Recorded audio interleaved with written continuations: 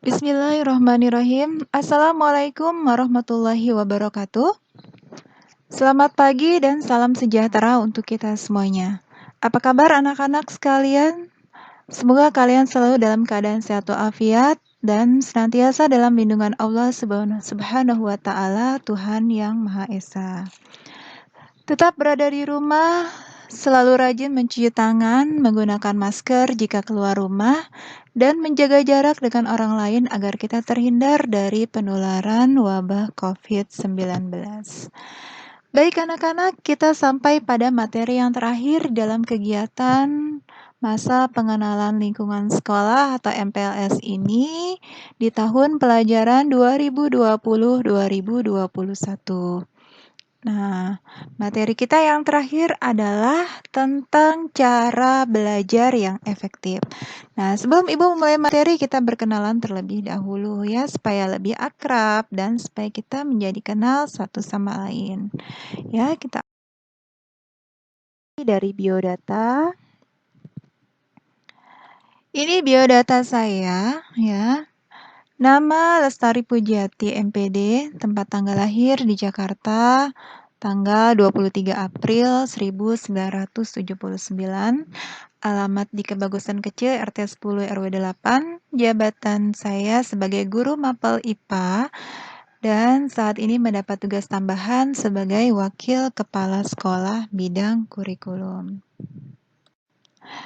Baik anak-anakku sekalian, para peserta didik baru, bagaimana rasanya ketika kalian sudah lulus dari SD dan sekarang masuk ke tingkat SMP? Pasti senang ya, pasti senang sekali. Ya, sebelumnya Ibu ucapkan terlebih dahulu selamat datang, selamat bergabung di SMP 98 Jakarta ini. Selamat atas diterimanya kalian di sekolah ini. Mudah-mudahan apa yang kalian harapkan dan kalian cita-citakan dapat terwujud ya. Oke. Nah, sebagai seorang pelajar, tentu kewajiban kita adalah belajar. Nah, seorang pelajar yang baik, maka dia akan berusaha belajar dengan baik. Ya, sebagai seorang pelajar yang baik, maka dia akan berusaha belajar dengan baik. Nah, kenapa kita harus belajar dengan baik? Ya, agar dapat menghasilkan peningkatan baik itu pengetahuan, keterampilan maupun sikap. Nah, jika ketiga komponen ini sudah meningkat atau berhasil meningkat, maka otomatis kita akan menjadi seorang pelajar yang baik, seorang pelajar yang unggul, ya. Nah, sebenarnya seperti apa sih belajar yang baik itu? Belajar yang baik itu adalah belajar yang efektif dan efisien, ya. Belajar yang efisien. Nah, pengertiannya apa? Ada yang tahu apa yang dimaksud dengan belajar efektif? Iya. Belajar efektif adalah proses belajar yang berhasil guna. Jadi di dalam proses pembelajaran itu mampu memberikan pemahaman, kecerdasan, ketekunan, kesempatan, dan mutu atau kualitas yang lebih baik serta dapat memberikan perubahan perilaku dan dapat diaplikasikan atau diterapkan dalam kehidupan sehari-hari sehingga hasil dari pembelajaran itu akan dapat menghasilkan sumber daya manusia yang unggul. Itu adalah definisi dari belajar. Nah, bagaimana sih tips belajar efektif itu? Nah, sekarang kita harus mulai berubah nih dari belajar yang biasa-biasa saja menjadi belajar yang efektif ya. Agar tadi kemampuan yang 3 tadi bisa meningkat ya sehingga pada akhirnya nanti kualitas kalian sebagai pelajar juga menjadi lebih baik ya, bahkan lebih unggul. Nah, sekarang kita perlu tahu nih tips belajar efektif itu apa saja sih ya. Kita mulai dari yang pertama. Ya, yang pertama adalah belajar kelompok ya. Pasti sudah tidak asing buat kalian. Belajar kelompok adalah belajar secara bersama-sama bareng teman-teman ya. bareng teman-teman. Biasanya kalau kita belajar kelompok, suasananya pasti lebih menyenangkan ketimbang belajar sendiri, ya. Selain itu juga belajarnya di rumah sendiri ya atau di rumah teman ya, sehingga suasananya menjadi lebih santai atau lebih rileks. Nah, tapi pada saat belajar kelompok, jangan lupa ya, kalian harus tetap didampingi oleh orang dewasa. Seperti siapa? Seperti orang tua, kakak ya, paman atau bibi ya, supaya belajarnya tidak berubah jadi bermain. Biasanya kalau udah kumpul-kumpul belajarnya lupa, bermainnya iya ya, akhirnya tidak menghasilkan apapun. Nah, ini harus dihindari. Kalau kita niatnya belajar, berarti hasilnya ya harus ilmu yang kita dapat ya, bukan main-main. Sayang waktunya. Nah, kemudian dalam belajar kelompok ada baiknya kita mengajak teman yang pandai ya. Teman yang pandai ini supaya bisa mentransfer ilmu ya, menularkan ilmunya kepada kita, kepada teman-teman yang pada saat itu masih kurang memahami ya, sehingga nantinya dengan transfer ilmu itu semua anggota kelompok menjadi paham atas materi yang dipelajari. Kemudian kegiatannya apa? Utamakan membahas pelajaran yang belum dipahami ya oleh semua atau sebagian kelompok ya, materi yang tadi dijelaskan oleh guru maupun yang belum dijelaskan oleh guru itu bisa dibahas dalam pembelajaran kelompok ya. Bisa dibahas dalam pembelajaran kelompok. Tapi selain itu biasanya kita belajar kelompok juga bukan sekadar membahas materi ya, kadang-kadang mengerjakan tugas dari guru ya, mengerjakan sebuah proyek juga kita lakukan di dalam pembelajaran kelompok. Kemudian yang kedua apa? Nah, yang kedua, rajin-rajinlah kita membuat catatan intisari pelajaran. Nah, jadi dari materi pelajaran itu kita ambil intisarinya saja ya. Kita catat, buat catatan kecil di buku atau di kertas yang mudah dibawa kemana-mana ya. Mudah dibawa kemana-mana supaya mudah dibaca. Tapi jangan lupa ya, catatan kecil itu bukan dijadikan bahan untuk mencontek ya, bukan dijadikan bahan untuk mencontek ya, tapi digunakan untuk belajar ya, karena mencontek itu tentu saja dapat merugikan diri kita sendiri. Nah, yang ketiga, kita buat perencanaan yang baik ya. Kenapa harus dibuat perencanaan yang baik? Untuk mengetahui apakah kegiatan belajar yang kita lakukan sudah maksimal atau belum ya. Kalau sudah maksimal, alhamdulillah. Kalau belum maksimal, ya terus ditingkatkan supaya target pencapaian itu dapat tercapai ya. Oleh karena itu kita buat jadwal belajar yang baik dan diprioritaskan pada mata pelajaran yang lemah ya. Diprioritaskan pelajaran yang lemah. Kemudian yang keempat, disiplin dalam belajar. Nah, ini yang seringkali kita lalai ya. Banyakan mainnya daripada belajarnya. Jadwal belajar misalnya kita buat jam 7 malam sampai jam 9 malam. Nah, harusnya setiap jam 7 malam sampai jam 9 malam kita belajar. Jangan diganggu oleh kegiatan yang lain. Nah, kadang-kadang kita nggak konsisten. Begitu ada acara televisi yang bagus, belajarnya ditinggal, bukunya ditinggal. Akhirnya belajarnya nggak jadi ya. Besok mau belajar lagi terganggu oleh yang lain ya. Males lah, ngantuk lah, dan lain sebagainya. Itu dihindari ya. Kalau memang sudah kita buat perencanaan, kita buat jadwal, maka kita harus disiplin ya dalam mematuhi aturan yang sudah kita buat. Kemudian yang kelima, aktif bertanya ya, aktif bertanya dan ditanya. Jadi kalau ada hal yang belum jelas, tanyakan kepada Bapak Ibu guru ya, kepada teman atau orang tua. Saat ini kita sedang melaksanakan pembelajaran di rumah. Maka kalau kalian belum jelas, kalian bisa bertanya juga ke orang tua, bisa berdiskusi dengan kakak, adik, ayah, atau ibu ya. Kalau dengan guru, ya dengan secara virtual saja, dengan jarak jauh menggunakan media teknologi yang sudah kita kuasai, misalnya melalui WhatsApp, Google Classroom, nah itu komunikasinya ya. Nah, di rumah saat ini orang tua kalian juga menjadi guru kalian ya, sebagai tempat yang bisa ditanya jika ada hal-hal yang belum jelas. Nah, kemudian bertanya secukupnya. Jangan menguji orang yang kita tanya. Nih, saya punya pertanyaan, Pak. Tapi tujuannya buat ngetes gurunya, ya, buat ngetes gurunya. Nanti kalau gurunya nggak bisa jawab, dijatuhkan. Nah, itu nggak boleh ya, sangat-sangat dilarang. Jadi kalau kita bertanya, memang pertanyaan yang belum kita tahu jawabannya, ya. Kalau kita sudah tahu, kita niat mengetes orang itu tuh nggak boleh ya, tidak boleh. Jadi harus dihindari.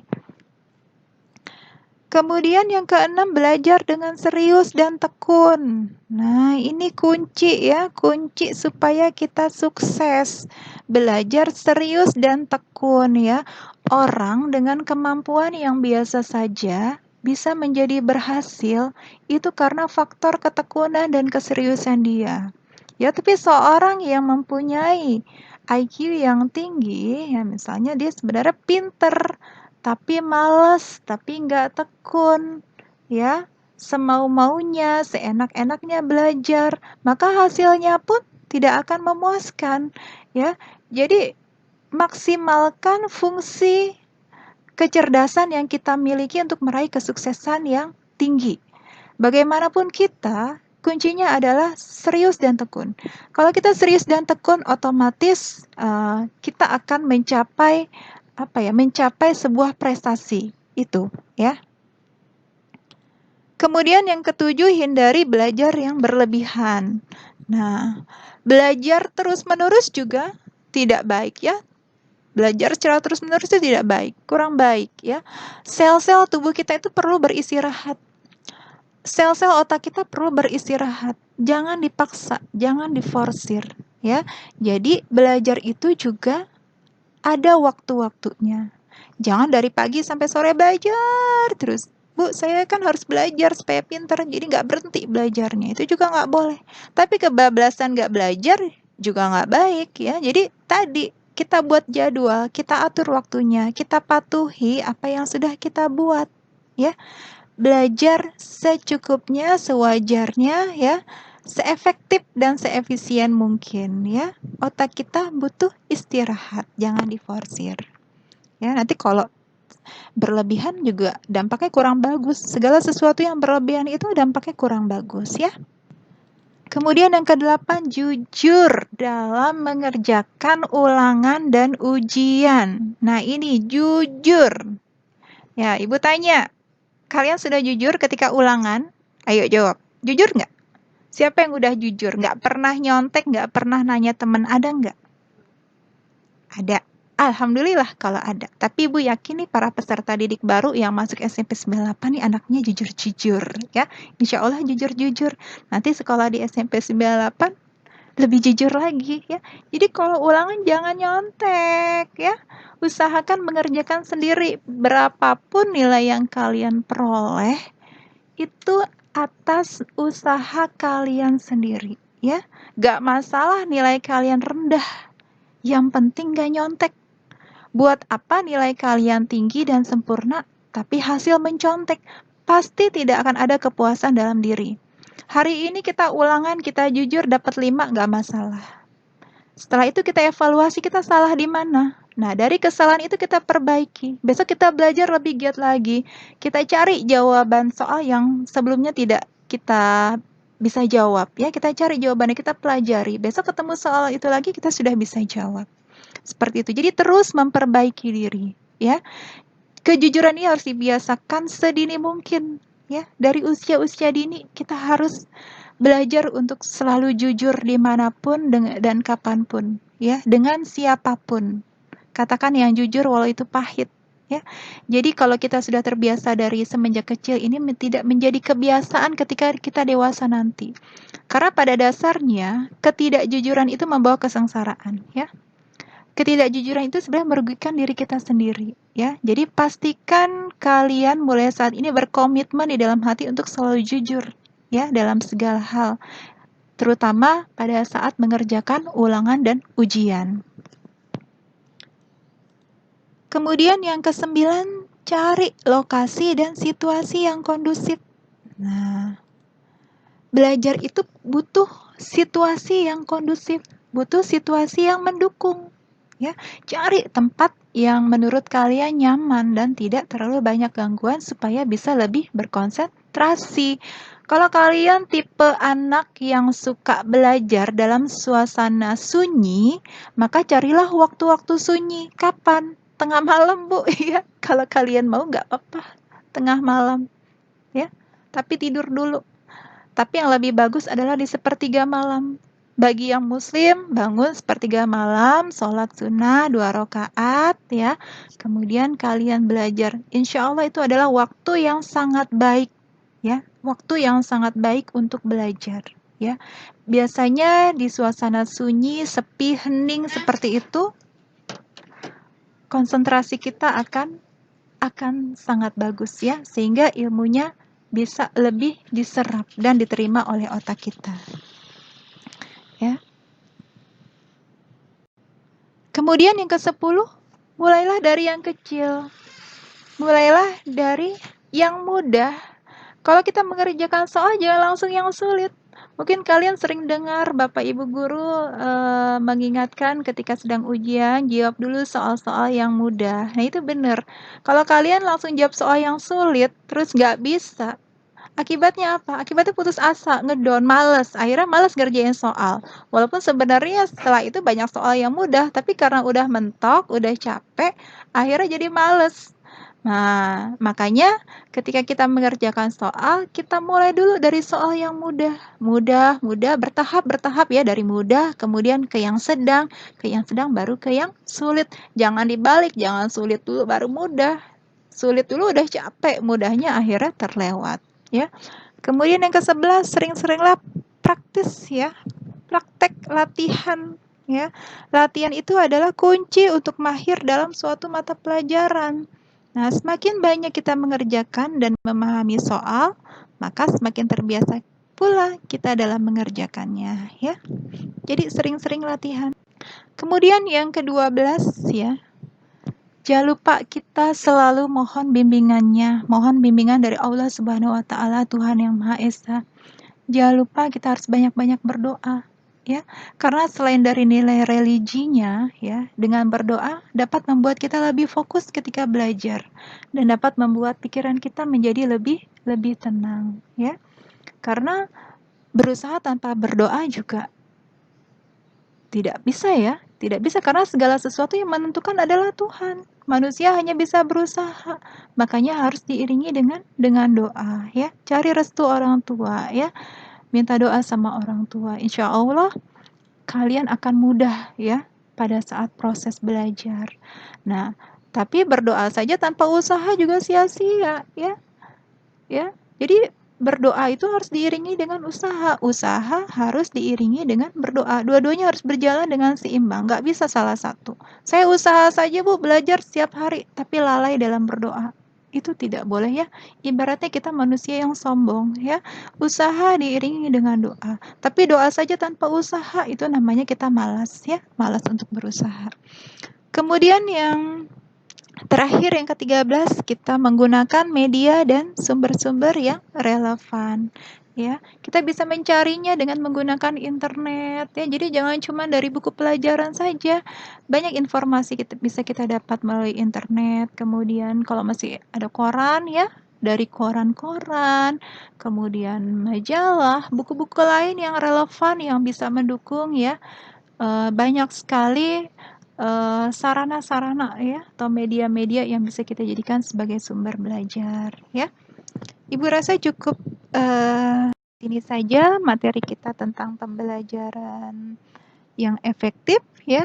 Mudah-mudahan bisa kalian pahami dan bisa kalian aplikasikan dalam kehidupan sehari-hari. Kurang lebihnya Ibu mohon maaf. Terima kasih atas perhatian kalian. Wabillahi taufiq wal hidayah. Wassalamualaikum warahmatullahi wabarakatuh.